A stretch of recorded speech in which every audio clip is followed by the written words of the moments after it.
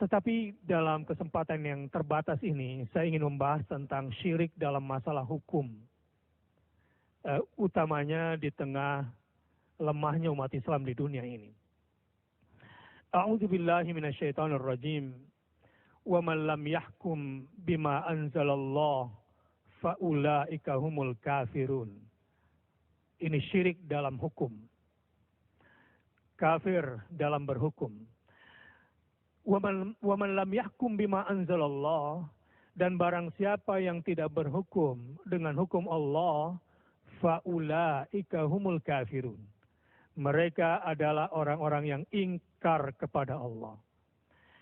Bisa disebut kafir, tetapi di sini ada kekufuran besar yang membuat dia keluar dari agamanya. Ada kufur kecil yang membuat dia hanya berdosa dan tidak keluar dari agamanya. Misalnya, ketika penegak hukum menetapkan hukum, meyakini bahwa hukumnya lebih baik daripada hukum Tuhan, dia sudah kafir itu. Ketika dia berani mengatakan bahwa undang-undang yang dia buat sama dengan undang-undang Tuhan, dia sudah kafir di situ dan dia sudah keluar dari agama.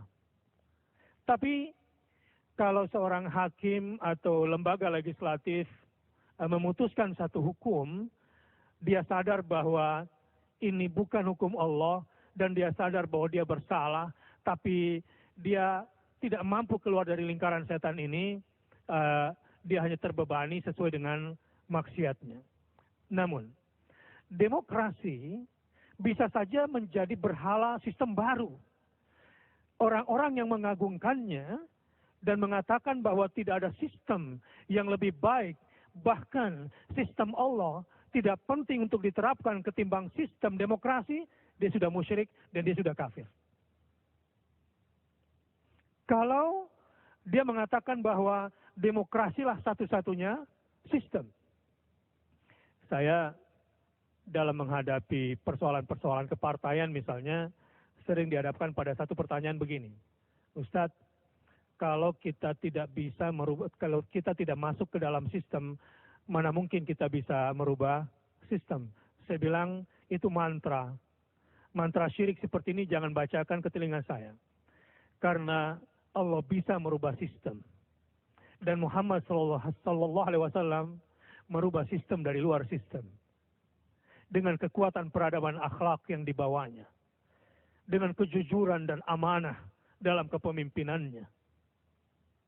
Dia bisa merubah sistem dari luar sistem. Apa yang terjadi di Mesir sekarang? Mereka tidak faham. Bahkan Barat tidak faham apa yang disebut dengan demokrasi. Lihat, Presiden Morsi adalah orang yang menang dengan proses demokrasi mutlak. Jujur. Ternyata sekarang digulingkan dengan paksa, dengan semua kebohongan media. 1 jam sebelum pengkudetaan oleh militer di Mesir, semua TV pro Morsi dimatikan, bahkan Al Jazeera pun demikian. Begini maksud saya.